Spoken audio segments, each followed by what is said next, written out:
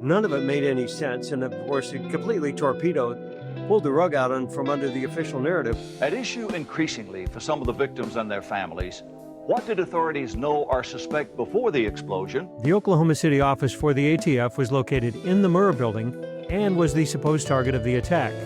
Yet, no agents were killed or seriously wounded. The people of Oklahoma City deserve to know the truth, and the relatives of the victims' family members and survivors. Well, he came up to me and we started talking small talk. And he said, all of a sudden he made the comment, yeah, we knew this was going to happen. And she made a comment to me that ISTA told her that they were aware of a bomb threat since April 9th. And I'm thinking to myself, how in the world am I going to shape this into a documentary without people thinking that I'm smoking crack? I mean, it was that far out there.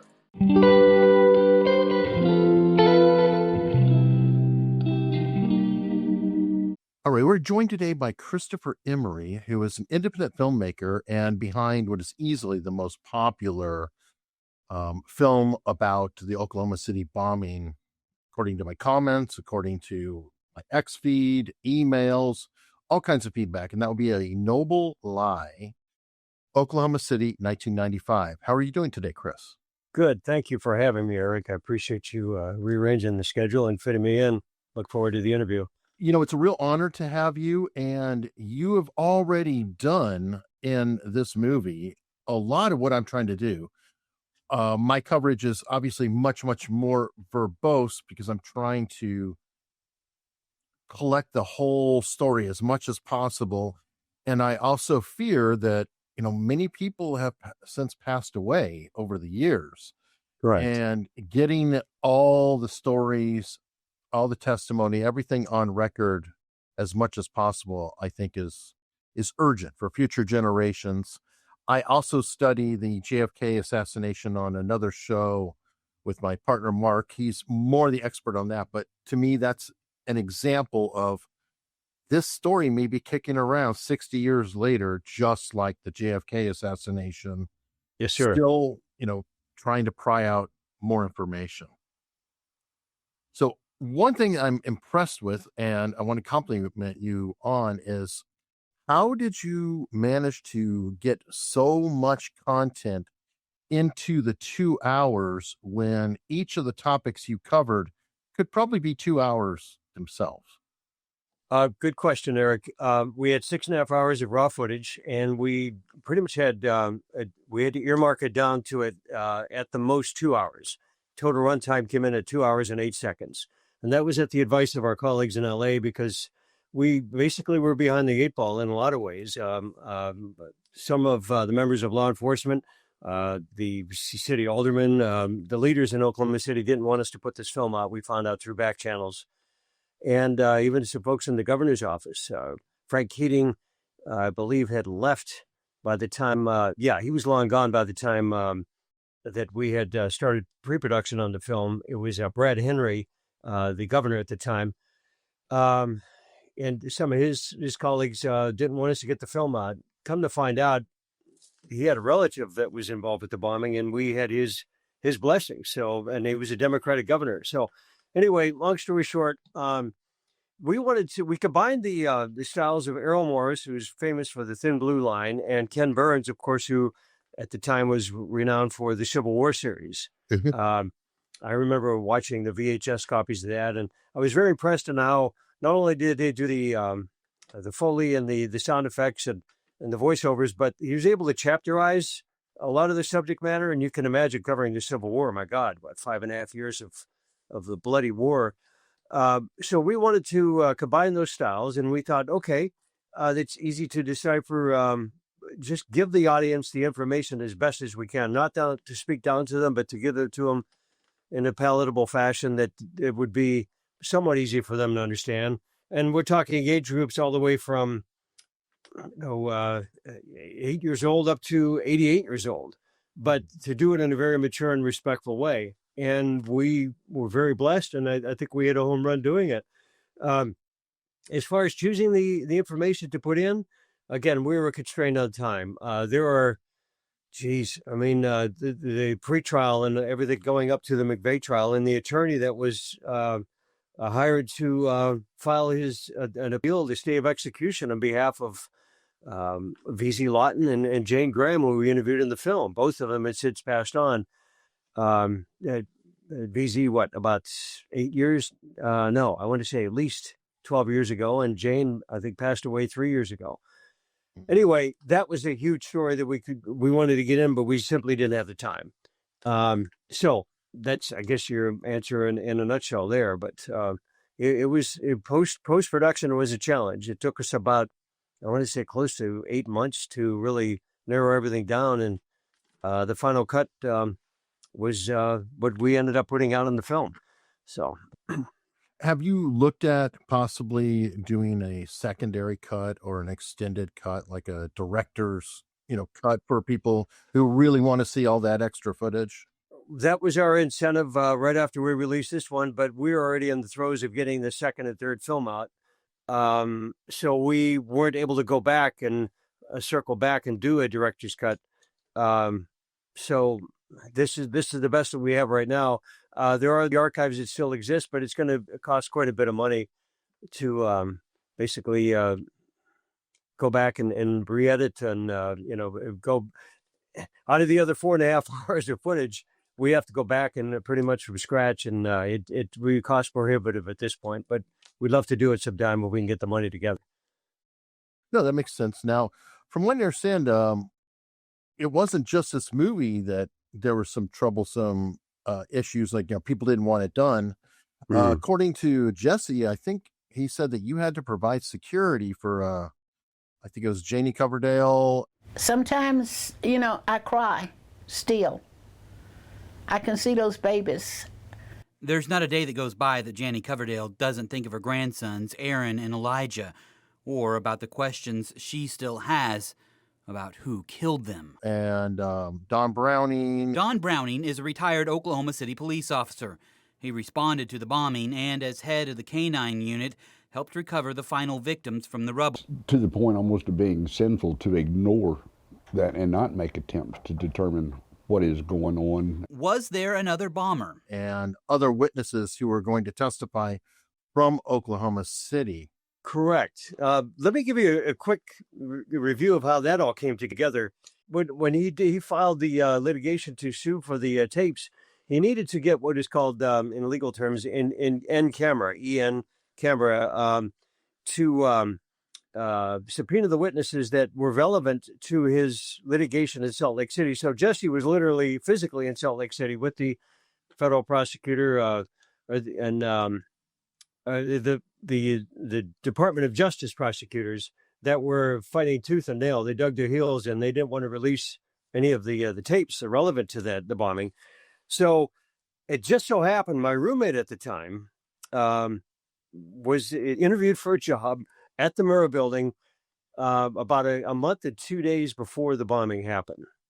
And he was an ear witness and an eyewitness to the fact that the cameras, yes, did exist on the film, and yes, they are on the building, and they did they were working properly.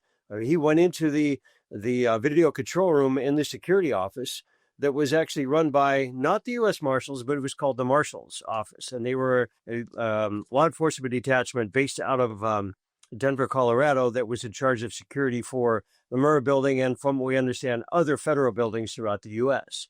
They basically had a contract with Burns Security. Burns was doing the walk the beat and between the Murrah Building, the federal courthouse, the U.S. Post Office across the street, catty corner from the Murrah Building, and I believe there was it was the apartment building.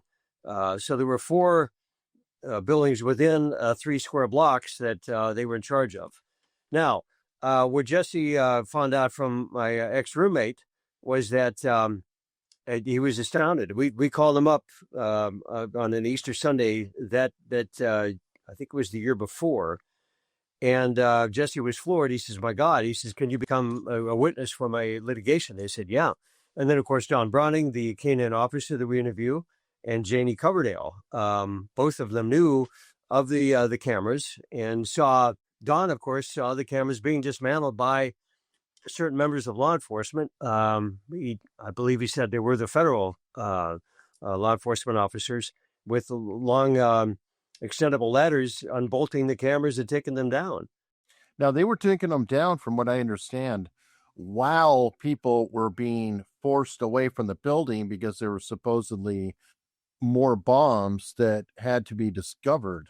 And That was they were taking documents out in that I think it was about a 4-hour break, and I believe they may have been taking the cameras down at the same time, a few of them, and then they finished after a lot of the search and recovery or search and rescue was being done, and they were doing it through search and recovery. So yeah, I mean it's basically the Department of Justice was lying from day one as far as the viability and the working of those cameras. And of course, we interviewed Charlie Rose, who replicated tapes that were from various locations around the building. And of course, the government lied about that. So there's a steady stream of lies. There's no credibility. They shot themselves in the foot so many times. So yeah, it was crazy. So as far as providing security, I did take it upon myself to hire a former Oklahoma City police detective, large gentleman, big frame, and very sympathetic and supportive of our efforts with the film. And he was hired for the day to escort myself and my ex-roommate, Jenny Coverdale, and Don Browning to this hearing. And it was done at a legal videotape service in downtown Oklahoma City. And they were live from Oklahoma City to the live feed into the courtroom in Salt Lake City during Jesse's litigation. So, okay, well, and I think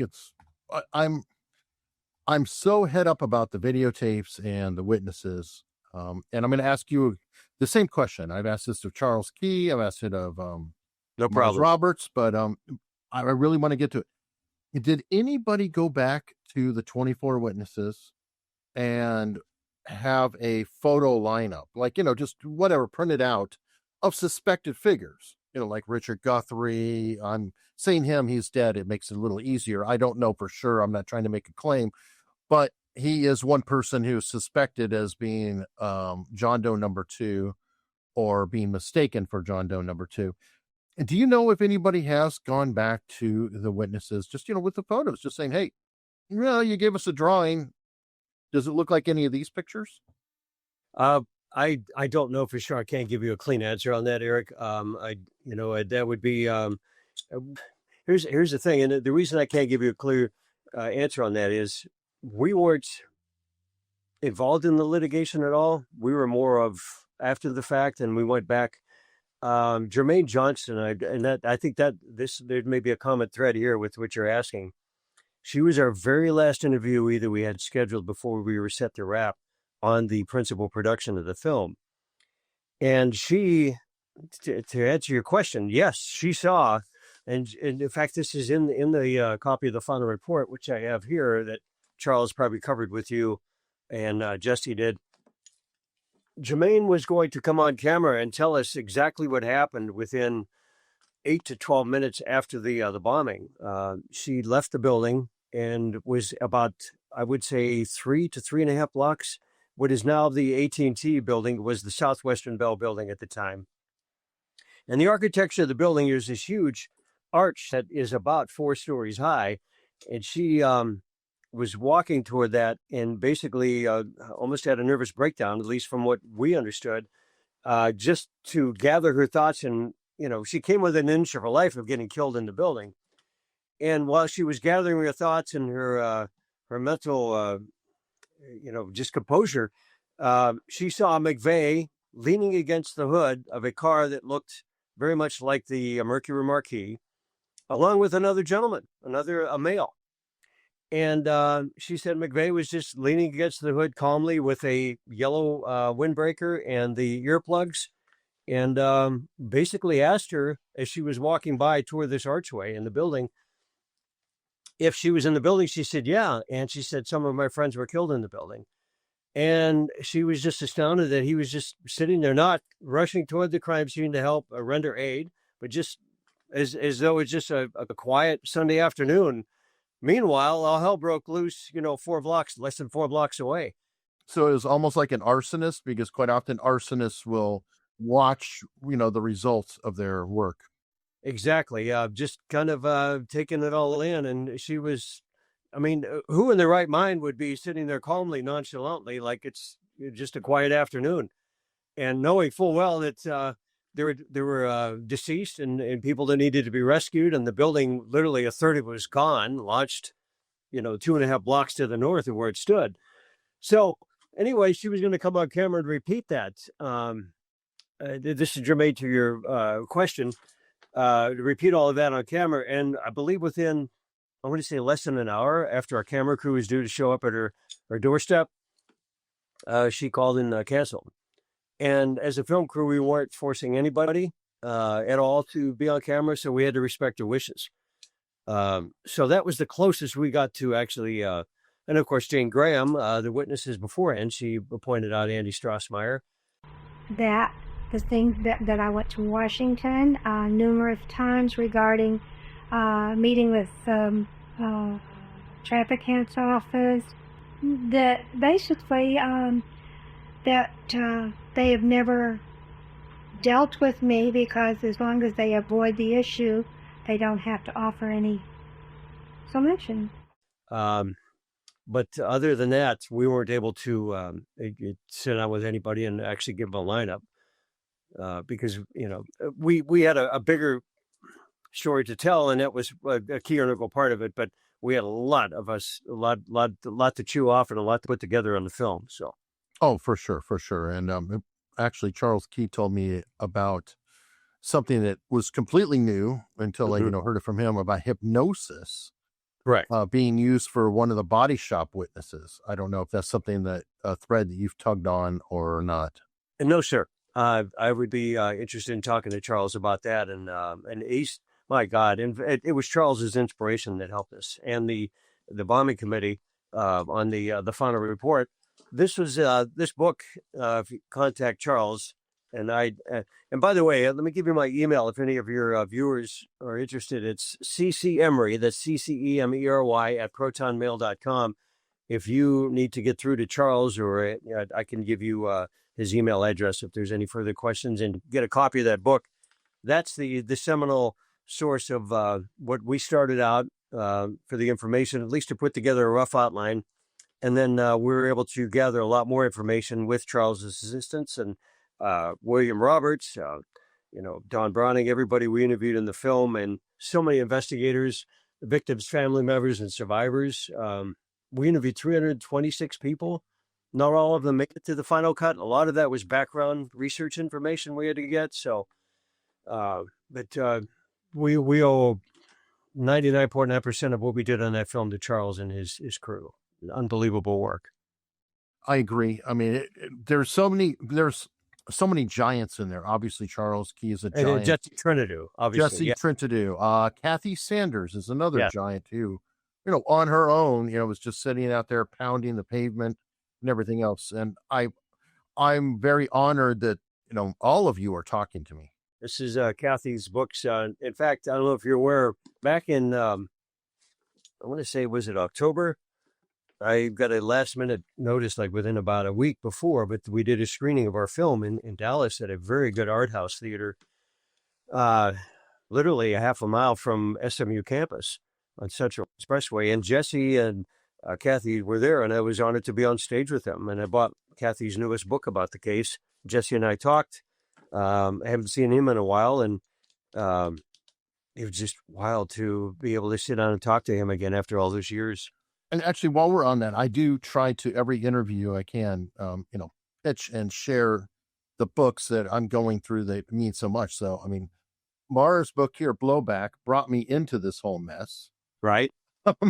And I always have a link in the description for that. Kathy's book is where I followed it. It's her latest. She has a couple earlier books as well. And then I think, everybody should also consider Wendy Painting's book. And I know you worked directly, I believe, with Wendy on the film. Right. And it was October 12th is when Kathy signed the book. That was at the screening she was selling. So, so those individuals, Wendy did a great job of helping us on the production. But Kathy and Jesse and I we've established a new communication, and we're working on some other efforts right now to get this reinvestigated. So. Oh, that's awesome. I'm glad to hear that. Now, I want to jump back in time because I heard on another interview that you did that you kind of fell into this a little bit, or you had access to multiple hours of footage. Correct. That was being recorded, I believe, by PBS or local news stations because there was some sort of political campaign going on at the time. Jerry Longspaw, a good friend of mine, he's a media colleague in Fort Worth, rest his soul. He passed on some time ago. Jerry found out about my efforts when I was working on the TWA 800 case. TWA Flight 800 exploded over the ocean, killing 230 people. A 4-year investigation concluded that the cause of the blast was an exploding fuel tank. But now, 6 retired investigators say the final report was falsified. I was asked to get off of that because of a family member of mine that worked for the airline that was threatened with their job. And so I'm not quite sure how we found out through the grapevine. And that's back when the internet wasn't really even a thing. I mean, we're talking, what, 1999? The general consensus is it was either a terrorist attack that they wanted to ignore or an accident as a result of military operations that went wrong and they didn't want to acknowledge responsibility for it. For those of you, your viewers don't know, it was accidentally shot down by the U.S. Navy over Long Island Sound in July of 1996. It was a year and 3 months after the Oklahoma City bombing. Anyway, I got into the research on that in 1999 and 2000. Jerry found out about me having to step away from the case, and he said, look, I've got this unedited raw footage. This stuff wasn't even edited by CBS or NBC or, any of the flagship stations. They couldn't run it up the flagpole. There's no way they were going to do it a satellite feed because it was pretty graphic. So between the PBS affiliate in Oklahoma City, Channel 9, I think it was the ABC affiliate, and there was some stuff from KFOR, the NBC. He showed me the Beta Masters, and he had literally a Beta Master player, which back then was the SVHS, but it was wider, I should say, and it was a kind of a higher grade of SVHS, and digital was just coming into the picture at the time. So anyway, a lot of the studios were using the Beta Master, and he was playing this stuff, and I said, Jerry, I'll give you 45 minutes of my time. I went over on a Sunday afternoon. I walked out of his house 4.5 hours later. I guess so. Stunned. And I mean, how do we say this tactfully with respect to the victims and the family members? It did look like what you would now consider, for lack of a better term, The Walking Dead. There were individuals with, partial amputations, severe wounds to the head, to the upper torso. Their adrenaline was pumping so much that they didn't realize that they were severely wounded and walking out of the building. They were in shock. And the closest I can describe that now is if you were to turn on any episode of The Walking Dead. It was that graphic. And now I understand why the flagship stations didn't want to run it up on the satellite. There's no way that you would even air that on anything. But we saw damage patterns to the building, injuries to individuals that were a certain part. We were able to go back and rewind the tape and figure out where these people, at least roughly where they worked in the building, and how severely they were injured. And it just threw the whole narrative completely to the four winds. Just says, no, the official narrative doesn't make any sense. And so through Jerry's encouragement, he says, what would it take to get a documentary together? And at the time I was working for a small production studio in Fort Worth, doing biographical documentaries. So I had the knowledge and the expertise to put it together, but we're dealing with not 18 or 25 or 30-minute short documentaries. We're talking about a feature-length film. So we had to expand the budget, the crew, extrapolate all of the background information that I guess we had to hire out independent investigators, stuff that I wouldn't have done at the small studio. And we says, all right, if you want to do this feature film, this is what we're going to need. We just had to basically increase the size of the project platform probably about 15 times what I was used to. And then, of course, the money, where we're going to get the money. So there were a lot of elements that we had to bring in that it finally came together after 8.5 years.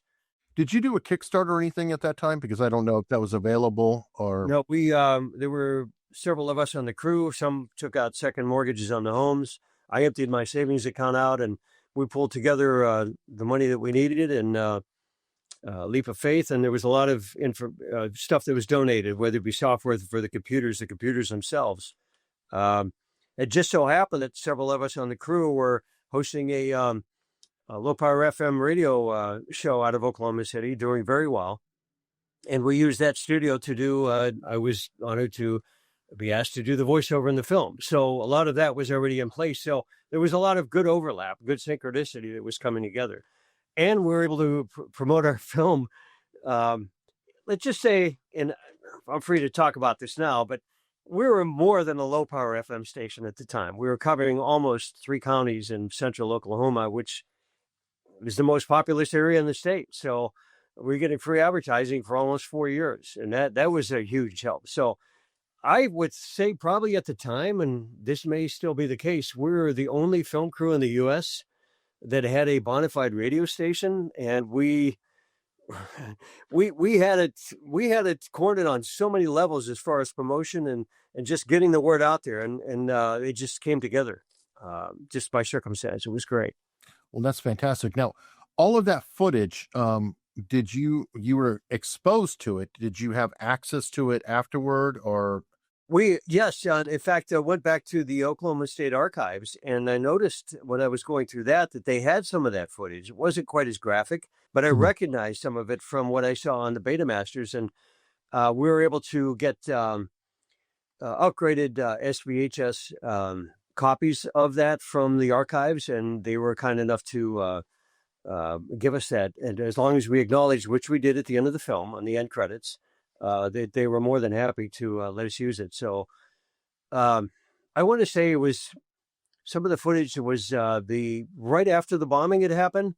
We saw search and rescue, search and recovery, first responders, and then some of the victims walking out of the building. And again, we were very careful not to be on the graphic side. So in the opening, I want to say the opening 5 or 6 minutes, some of that stuff was shot by PBS, and that was on the Betamasters. And yes, that's some of the footage you were able to. And it looked graphic. I mean, I'm not going. Oh yeah, you get the idea. You're obviously not trying to exploit. We didn't want it people, sensationalized to be disrespectful. So exactly. Yeah. Now, where I'm going with this, because I'm obviously harping on the same question a little bit, though, is in that footage, were you able to confirm or see, for example, if enough filming was going on, was there footage of somebody taking cameras down? Was there footage of like Luke Franey shaking hands with people? Is that where that footage came from, where he was shaking hands with the sheriff? ATF agent Luke Franey claimed that he was knocked unconscious by the blast and, after an aborted helicopter rescue, crawled onto an outside ledge to escape his office. Franey reported that he then used his martial arts skills to break through several walls and injured his hand. I think Wendy was instrumental in getting that, along with Holland van den Nieuwenhof. She was able to, I think they got that off the internet, actually, on some footage that was on the government side. So I'm not exactly sure where they got that, but they did a phenomenal job. I did not recall seeing Luke Franey on the original graphic footage, but I think that was Wendy and Holland and a couple other people on the crew were able to get that off the internet through some military connections. So interesting. Okay, I didn't know. If that was something that could be explored, to go back to the footage and just say, what is there? Look, would you look at that? There happens to be somebody up on a ladder, right? Doing something on the building, which obviously I think would help Jesse's case, for example. You can imagine sitting there for 4.5 hours and seeing this stuff that number one, we didn't even know existed. And number two, the graphic end of it. But number three, and this is the most important thing, and your viewers need to understand this. Every single thing I saw on the footage, the initial 4.5 hours, completely contradicted the official narrative. So I had two parts of my brain going. I'm trying to watch this, and I was in shock by, again, the level of course, that the personal injuries that these people sustained. And the second thing is that none of it made any sense. And of course, it completely torpedoed, pulled the rug out from under the official narrative. And I'm thinking to myself, how in the world am I going to shape this into a documentary without people thinking that I'm smoking crack? I mean, it was that far out there. It was really, and I say this tongue in cheek, of course, but it was really, it was shocking. And I thought the audacity and the arrogance and the temerity of the Justice Department to think that they could get away with this. And here we are looking at footage that clearly shows that their story is complete garbage. So, well, and I can totally understand that. And I'd love to go into your mindset and how you guys chose, to do things in order. And I want to start with the title. The title, I believe, is tied with Plato, but I think it's a play on words because was Timothy McVeigh not escorted in Noble County, Oklahoma? Oh, yeah, that was just by coincidence. In fact, James Lane, our executive director, he and I still stay in touch periodically. He's the one that came up with the title, and I believe with one of the production assistants in Holland Van den Nieuwenhof, they said, all right, what does Plato, what his saying, of course, in Noble Eye, was that the state has to perpetuate a certain narrative for the minions and the us plebes to stay in line, or else they're going to have complete chaos and revolts and riots, and there goes their way of government and trying to enforce law and order or lack thereof. So, but there was another. So that was a coincidence, then, because it's such a remarkable pairing. It's almost poetic that it was Noble County that people first saw this guy being escorted out. He was taken into custody at the Perry County or Noble County Courthouse in Perry, Oklahoma. Yeah, just south of the, not far from the Kansas border. All right. So now what made you decide, like, first off, you do have an order to the movie, chapters, etc. How did you determine the narrative flow? Were you going by the most important to least important in your opinion, or were you just trying to find a rhythm for the film? I'm just curious as a filmmaker. Well, the first thing we wanted to do, and you'll notice this, is that we established, okay, this is the official narrative, this is the timeline, and this is what we were told. And within 10 minutes, we said, well, obviously that didn't make any sense. Let's start from scratch. We're going to clear the table, and we're going to chapterize this and to give the viewer the information, let them decide. We weren't telling them how to think. We just wanted to give them the information because we know there's a lot of smart people out there. We want to play with their intelligence versus insulting their intelligence, or compliment their intelligence, I should say, versus insulting it. And that was, my God, 95% of the feedback we got, even up till, I still get emails on it. People are thanking us for at least chapterizing it and giving them the ability to look at it for what it is and what it's not. And that's was an interview with Tim McVeigh's chief defense counsel, Stephen Jones. Walk into his office, and the first thing he did, left-handed, takes a big pen, and gets the extended legal pad, draws a line right down the middle of the tablet. And I think this is what really helped us do the chapterizing. He says, Chris, I'm going to tell you what this case is and what it's not. And that's what we wanted to do, give the viewer the information. So as far as putting the order in, there was some work on that. We didn't know when to place Terry's 8.5-minute segment about the murder of Terry Yeakey, the police officer. And then, of course, Jesse's War. I remember watching that at the screening in Dallas back in October. And Jesse leaned over to me after the movie and he says, this movie has really stood the test of time. And I have to agree with him. We wanted to put a lot more information in there, like I said, but we were never sued by the Justice Department. The reason being is, again, your viewers may not be aware of this, but I'd say over 90 to 95% of the information in that film is based on the Justice Department's own documents. And we were through sources at the Oklahoma City field office and FBI in Kansas City and Dallas, St. Louis and New Orleans. We had very supportive employees, both on the civilian and the law enforcement side, supplies with information. We were getting envelopes with no return addresses on them. with information that said, look, you need this. That's it. And we had our private investigators, and then, of course, our researchers on the crew and myself vet this information. And we were able to, maybe a year later or 6 months later, figure out, wow, it came from the FBI field office in New Orleans. I have a funny feeling that part of the reason you weren't sued is the same way they're fighting FOIAs with Jesse so hard. If they sue you, that opens them for discovery. Exactly. So that's not helpful. And we'd kick him. We use the term, we kick him around the courtroom like a soccer ball. They did not want to set themselves up to fail. And we would have said, hey, look, all of this information is based on your own documents. Why are you suing us? There was no way that they were going to open that door. And in fact, our film lawyer, our entertainment lawyer based out of Tulsa, right before we released the film, he saw the rough cut. And we just had a few minor color corrections and some sound level corrections to do. And he said, one of the two things is going to happen. I'll never forget. He called us into his office in Oklahoma City. There were 5 of us sitting there.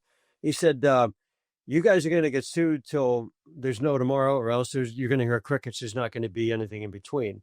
And he says, I'll be your a lawyer through this. I said, I'm going to have to refer you to some criminal lawyers. And he was genuinely very, very concerned that we were going to be steamrolled by the Justice Department. And I looked at him and I says, look, when I told him the documentation that was the movie was based on, then you could tell he breathed a sigh of relief, and he says, oh yeah, they'd be absolutely insane to come after us on this. So anyway. And you brought up a good point with Kinney and Terrence Yeakey's stories. I guess they don't fit in exactly, but they're super important. And, like Kinney's story, kind of ironically opened up a lot of Oklahoma City, even though he had nothing to do with it whatsoever in any way, shape, or form. It's just one of these twisted ironies. And you can't help but wonder if the Justice Department or Bureau of Prisons were like, how in the hell does a bank robber have a high-powered, established attorney as a brother? What are the odds that a law professor sibling is going to be a pain in our ass for 30 years? When you try to do good, God is going to lead you in the right direction. And Jesse had very similar experiences to us as a film crew. When you try to bring out the truth, there are powers, there's energy that we have no idea even exists that is steering us in the right direction. Whatever day you choose to believe in, and I was raised with the Christian background. Some people choose to believe in Allah, Buddha, Muhammad, Krishna. I believe in Jesus Christ. But it's all very similar. You do good, that energy that is around us. I don't want to sound hokey or nebulous here, but we knew we were doing the right thing, and that truth is going to come and sit right in front of you, and you have to choose whether to take it or not. And when you do bad, it's going to come back to kick you in the ass. And that's exactly what happened with the Justice Department. The female warden at the prison where Kenny was murdered freaked out when she found out that, Jesse was, he wasn't even under their, and the prison records under his real name. He was under there on an alias that he used as a bank robber. Now, how in the hell are you using an alias bank robber name to get somebody into a federal prison that he hadn't used in years? I mean, he already served his time. So that shows the incompetence and the lack of moral fortitude, and it just they were going in the wrong direction. And Kenny being murdered, then wanting to cover it up, and then wanting to cremate the body. It was a cacophony of disaster from the word go on so many levels. And we found out on this movie that when we needed things, when we needed the truth or equipment or whatever, it would just literally show up or be presented to us within an hour or a day after we thought we needed it. Just synchronicity was right there. I hope that answers your question, but what Jesse went through, and we've compared notes over the years, either by phone or email, and it's like, wow, this is exactly what we went through. And we had a common goal of trying to tell the truth.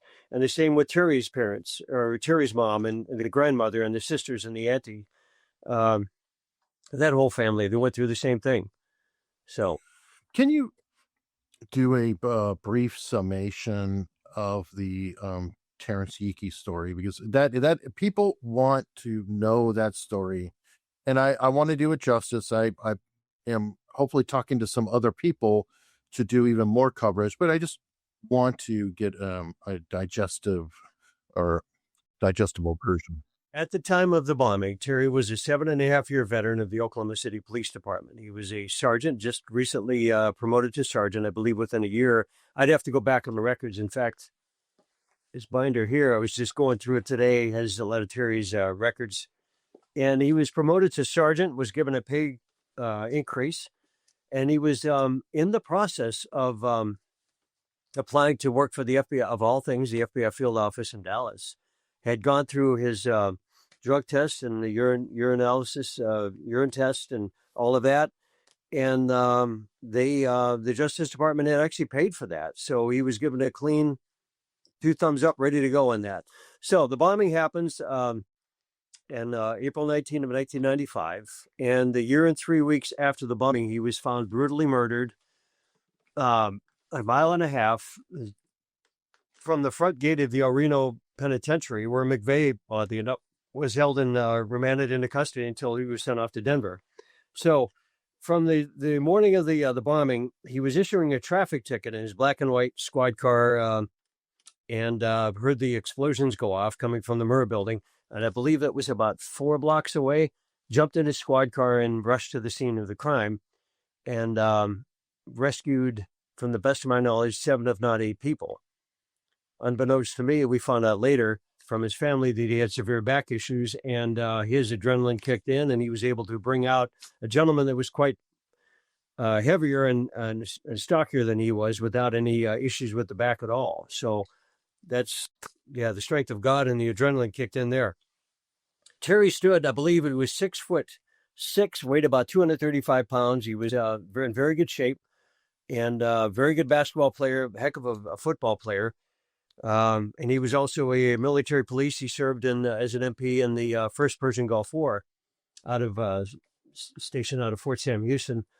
And then he came back. He was with it was a county just west of downtown Oklahoma City, where the prison was. He worked for the county sheriff there, and then he got a job with the Oklahoma City Police Department. So after the bombing, he knew what he saw in the moments after the bombing, and then the fact that they were taking out evidence and not telling the truth. His 14.5-page report that he issued to his commanding officer, Lieutenant Joanne Randall, was cut down to 2.5 pages. And he said, "This isn't right. I want you to include what I saw the morning of," and they refused to. Now, that's coming from the Oklahoma City Police Department. They were given their marching orders by the higher-ups, and we know even from the federal prosecutor's office in Oklahoma City and Washington, D.C. Is that full report out there? No. Okay. No, we weren't able to get it. We only saw the shortened version, which basically supported the official narrative of the bombing. So on May 8 of 1996, Terry was tortured, dragged, hogtied, and he had ligature marks on his wrist and rope marks on his feet. And he was brutally murdered, strangled, cut, and bled out in his car, and his body was dragged about 1.5 miles away from the front gate of the prison. We thought at least the body was taken from where the car was, at least 300 if not 400 feet, and set against a tree, sitting straight up with a small caliber gunshot wound to the back of the head to make it look like he shot himself, but there's no way. The angle of the bullet and everything, you literally can't contort your body or your joints or your arms to do that. And it was made to look like it. So no autopsy of body, and the T-shirt that he was wearing was not at the crime scene. That was lost. But there were the coroner did say that there were 2 different blood types on his body when he was brought in. So it clearly shows that obviously how do you get another blood type on your body unless you're in an altercation with someone? So I'm wondering, has that been investigated to reopen? Because from my understanding, they closed the case as self-inflicted This is YouTube, so we have to be careful on the words. But there have been cases like there was an individual involved with LBJ, Linda Baines Johnson, who was an inspector who was found to have killed, I guess, if you will. But years later, they said, okay, yeah, no, he didn't shoot himself in the chest multiple times and hook up and asphyxiate himself after the fact. This Terry Yeakey case sounds very similar, because from my understanding, he was also anemic. So how would you cut yourself, walk all this distance, do this, do that? And obviously Kenny tried to do similar type of situation where it's pretty much impossible that he could have, climbed up, scaled the wall, put the blanket through the grate, meanwhile beat himself up all around all that craziness.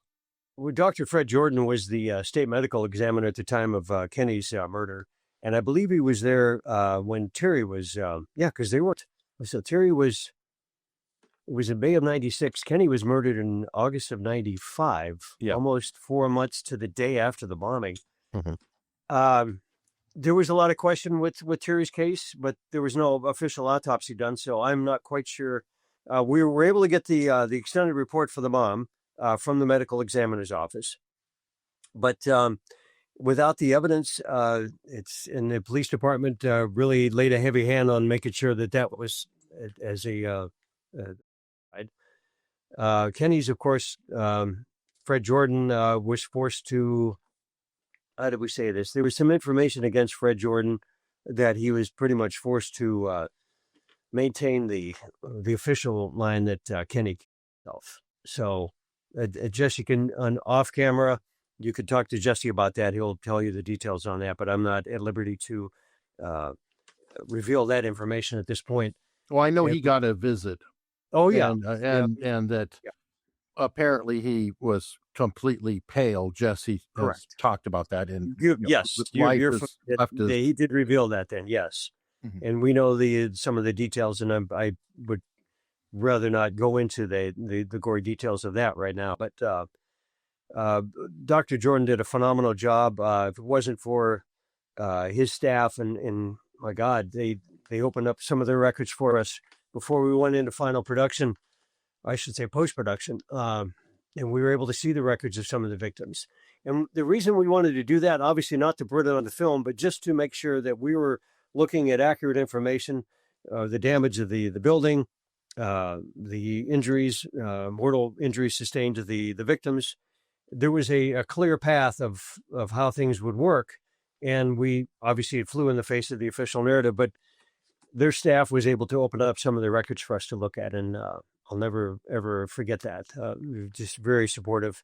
And then, of course, helping Terry's mom later on. We had to go through the Attorney General's office to get the expanded record of what happened to Terry that wasn't available to the press or just to any layman, even our crew. So they came through with flying colors so many times at the Emmy's office. I'm to this day still greatly indebted to them. Anyway. Well, and you mentioned earlier too, and I've talked to Jesse that obviously there were some bad players who were trying to cover up things, but a lot of the documents that helped him with his FOIA case and to get it to trial were leaked to him by obviously good agents who are out there. And I'm guessing that you've probably received information from, good guys with the badge who really don't want this to go away, who know something is wrong and are quietly trying to keep the narrative alive. Let me put this out there for you. And I don't know if you've heard this before, but Charles had shared this with me early on before we even started shooting the interviews. If you can imagine, so this is the Oklahoma County District Attorney's Office. Wes Lane was the assistant at the time, and the name escapes me right now, but the attorney, district attorney at the time, he since passed away from complications of Alzheimer's, was under pressure by the Justice Department. So they're in a conference room at the DA's office. They get a call from none other than the assistants to Merrick Garland, who oddly, that's a whole nother movie and another story for itself. He was the special prosecutor to try the case for the federal government at the time for the Oklahoma City case. So you've got him, you've got Jamie Gorelick, who oddly enough would show her face. She's the only female member of the 9/11 Commission. She's on the phone with her counterparts in Washington, D.C., not talking calmly, but yelling at the members of the Oklahoma County District Attorney's Office 4 to 5 days after the bombing, telling them exactly how they're going to investigate the case. They're not going to go down certain paths. They're going to go down other paths that are mandated by the FBI and the US DOJ. And so that's on one side of the speakerphone. On the other side, you've got the folks in Oklahoma City looking at each other like, whoa, we're professionals. You're not going to tell us how to do our job. You can advise us, you can suggest, but you're not going to tell us how to do our job. We had our close friends, family members, in some cases, and either injured or killed in the bombing. And you have the temerity and the audacity to tell us how to do our job here, literally 4 to 5 days after the bombing happens. I mean, that's a whole different level of arrogance and complete disrespect. And so from that, and to tie into your comment, we did have local, county, state, and federal law enforcement come to us from the Oklahoma City case and said, look, this is the information we have. We were told to either shut up. We had our jobs threatened, pensions threatened, our family members threatened, the livelihoods and their health and well-being. And we can trust you guys with this. So we want you to put this out in the film if you can do it. Just please do not reveal our source, the names. And they said, hey, don't have to tell us twice. Thank you for giving us this information. So yes, that's why, and very similar to Jesse, that's why these people came forward. They were disgusted, absolutely disgusted, and were very upset on the way the case was handled. And they did not want the lie to be perpetuated for years on. So there we were. Now, I think possibly a good example of that, and you went into it a little bit in the movie, is Charles Key put together the tools to get a grand jury going with the state.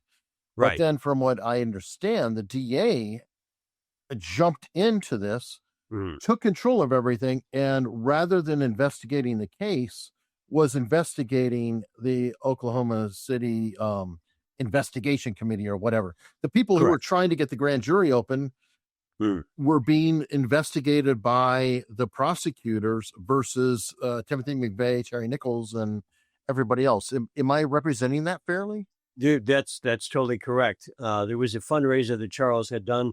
They were trying to nitpick and go after him as far as where he was able to get the funding to do some of the investigation. It was just horrible. They were going on a completely different direction than where they should have been. And that, right then and there, we knew, okay, guys, I mean, they're not even being coy about it. They're just being right up front. It's like, no, we're not going to have you investigate this case. We're not going to help you. In fact, we're going to come at you, do the end run around this. So, I mean, that's why we're still trying to find the truth to this day. That's why I'm in lockstep with Jesse and Kathy and anybody else that wants to know the truth on this. 30, what is this? So we're looking at 31 years. It'll be 31 years next year. Next April. And the people of Oklahoma City deserve to know the truth. And the relatives of the victims' family members and survivors. We're talking, 3 generations now.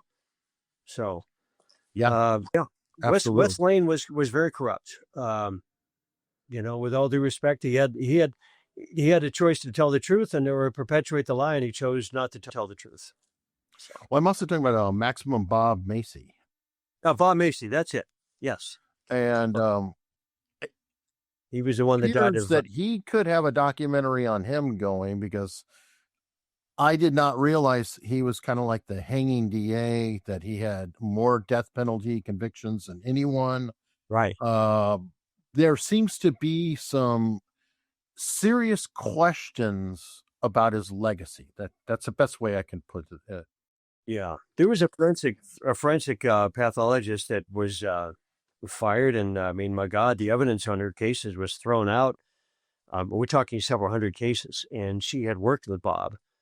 I don't know as far as her connection with West Lane, but she was, it was horrible. And Bob Macy was the one that was put under pressure on those. He was basically the focal point. He was the go-to guy from the DOJ on what was going to be done and what wasn't. So, well, and it reminds me a little. You mentioned Errol Morris being an influence on you, and Errol Morris did The Thin Blue Line and The Fog of War. That was a good, right. And in The Thin Blue Line, I'm trying to remember the name of the DA, but essentially there was a really dirty DA in Dallas, and almost all of his cases, or like multiple cases, all got thrown out. So just saying, there's some odd little echoes and parallels. And exactly. The Fog of War, I think, is where we how they interviewed McNamara and what he did with the LBJ in Vietnam. Yeah, we combined his style and Ken Burns. Yeah, so which is a pretty good combo, obviously. Okay, so now I'm coming into this. I mean, you probably noticed I literally got sent this book here, Blowback. Again, she did a good job on that. There were information in there that wasn't revealed, but I want to give kudos to Margaret and of course Jesse. Used Margaret for years to help research. So great book. Yeah, and so literally, I think I came on the scene in September, October. I don't even remember. That's how fresh it is. It's like, wow. Hi, last week. So I'm new to all this, and I'm trying to absorb as much as I can. And I'm going to ask you, because you've been investigating this forever. People are revealing things to you all the time. I think you're probably still getting emails and tips and other information. So, yes, sir. As a fresh set of eyes, consider me that. What thread do you think I should be pulling on right now? Like, if you step back and just say, you know what, Eric, why don't you go dig into Elohim City, or why don't you go dig into this or dig into that? Is there something that you would say, why don't you go look at that? Wow. Gosh, Eric, I honestly, there's just so many things that connected with this case. We, Larry Potts, he was the handler for McVeigh. I know a lot of your viewers are like, what the hell are you talking about? McVeigh did have a handler for the Oklahoma City bombing. So the name Larry Potts comes up. Well, he goes all the way back to Ruby Ridge. And then his head pops up with the Waco tragedy. Mm-hmm. As well as Folsom. Lon Haruch, he was a sniper at Ruby Ridge, and he also drove one of the tanks that inserted the illegal and highly toxic sarin gas into the compound, which killed a lot of the people. I thought it was CS gas, because sarin gas would be that's prohibited by the Geneva Convention. Yeah, and they're pumping it into the compound. That's a whole other movie for another time, but Larry Potts was connected to Ruby Ridge, to Waco, and he's McVeigh's handler. Nichols had the federal trial. He was convicted on 8 counts of murder for the 8 federal employees killed in the bombing in the Murrah Building. There were 161 counts, I believe, of murder on the state level for Oklahoma. So in his state trial at the Pittsburgh County Courthouse in McAlester, Oklahoma, Stephen Taylor was a presiding judge, and I got to meet with him well after he had moved to Oklahoma City and became a Supreme Court justice in the Oklahoma County or the Oklahoma State Supreme Court. And I talked to him about this, and he said the defense counsel wanted to call Larry Potts as a hostile witness to the state trial. Well, guess who stepped in and said not only no, but hell no? John Ashcroft and the U.S. Justice Department. They had no say-so on what's going on in the state court. Stephen Taylor was furious. He told me it took him about 4 days to calm down and realize who he was dealing with. I mean, can you imagine? And, it's on the level of well, it's confusing. Yeah, it is confusing too, because you would think that Ashcroft, being, part of the W administration, would be like, oh, hell yeah, this went down under Clinton. Let's get them, boys. We can embarrass them. So it's like, you're holding up the same narrative. That's kind of interesting. Oh, yeah. Yeah, and in fact, if Larry Potts was called, he wouldn't have produced himself on the stand. He probably would have pleaded the Fifth Amendment. But anyway, for them to say he was not allowed to come, it was not permitted. It's like, no, you guys, this is not your courtroom. This is not your jurisdiction. The judge and either the defense counsel or the prosecution have who says comes in and out of the courtroom. So yeah, that was a huge awakening for Judge Taylor, and we had a couple of good talks about that. Oddly enough, he would jog next a nearby apartment. It was about 10 blocks away from the crime scene. I lived there for almost 6 years at the apartment, and I'd see him jogging up down the side roads. And he lived in the Regency Apartments, a catty corner from where the Murrah Building once stood, because he had left McAllister to take the position with the state Supreme Court. His wife, who was a principal and a school administrator in the McAllister schools, still had to finish the school year, so he had an apartment waiting for her to move to Oklahoma City so they'd get a house together. I mean, the overlap and who you run these people. I mean, that's a side note, but it's like, wow. Talk about getting intel from the judge that sat on the bench on that trial. He was very forthcoming. And he said, yeah, he never, in his 18, 19 years he was on the bench, he never had anybody tell him who he couldn't bring in as a witness in his courtroom. That was the first and only time. And he was very upset about that. So you want a comment thread? Larry Potts. That guy is as guilty as the day is long. I mean, he was McVeigh's handler, for Christ's sakes, in the Oklahoma City bombing, and that never came out. And even the judge found out about it, and he was furious. So that's a common thread that you can definitely research. I appreciate that, and I definitely will be looking into that. Now, I always like to ask one question in the end, and this is almost similar to what I just did, but what I like to ask is, what's the one question I should have asked you, but I did not?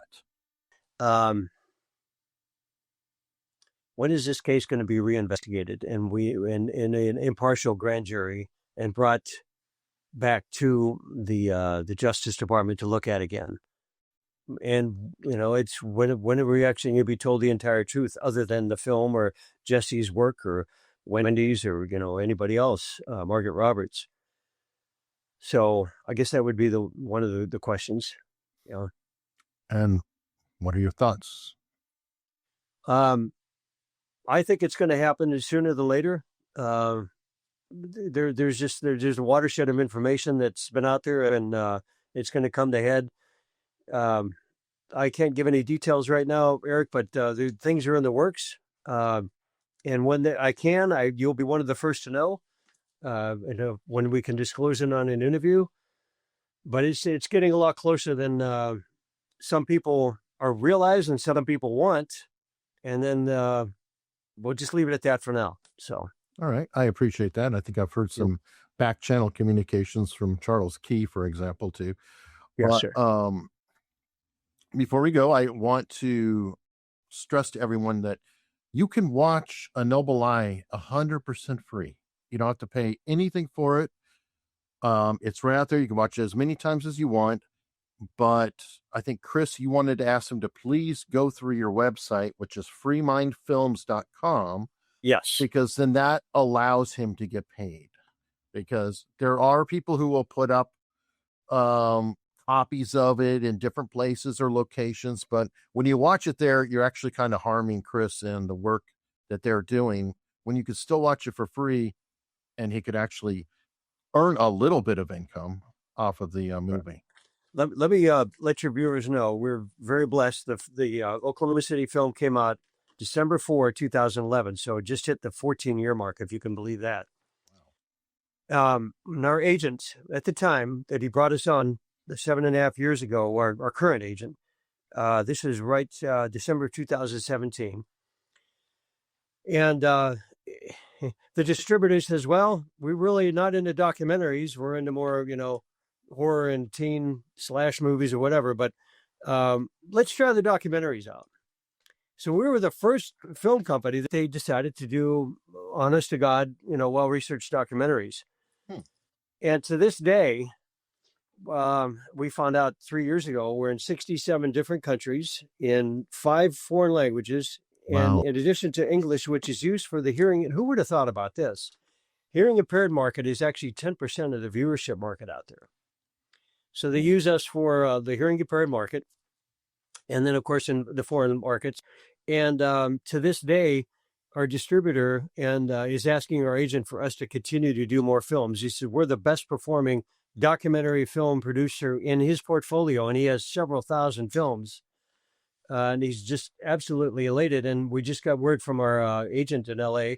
There's a difference between the agent and the distributor. They work hand in glove. Mm-hmm. They get their cut, and then we get the final net profit. Mm-hmm. But he says that this film is still continuing to do well, even though it's almost 8.5 years on since we've signed. He says they still can't believe the tread and the traction that they're getting. And thank goodness for us, we're making enough money to keep the lights on. We're not getting rich, Mm-hmm. but we're pretty much breaking even at this point. I'm certainly not getting rich on this, Mm-hmm.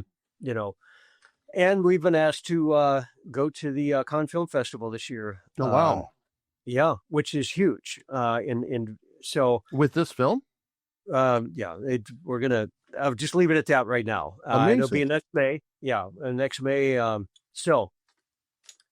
do you like that? And I'm not tooting my own horn here, but it goes to show, like I said, Jesse said, it is a timeless film, and I want to thank everybody that helped with doing the film. It's not just me. I'm just one of the several people that were able to get the team together to put it together. So that just goes to show when you do good, God's going to lead you in the right direction, and the truth will always prevail, regardless of what happened. And I thank God we have some good people in the Justice Department now that are realizing what had happened. The older generation has since retired or passed on or gone on to other, job opportunities. And we got the younger generation in there is like, wow, yeah, this needs to be relooked at. So, all right, well, hopefully, so that's where we are. And folks, again, freemindfilms.com. There'll be a link in the description. Definitely go check it out. And if you like this kind of thing, you may want to hit subscribe, because I've got a lot of interviews on the subject and many more to come. So, Chris, thank you so much for Eric. Thank you, and we'll keep you posted when you get any progress. And God bless Jesse and Kathy and everybody else. We couldn't have done this without them too, and we love them.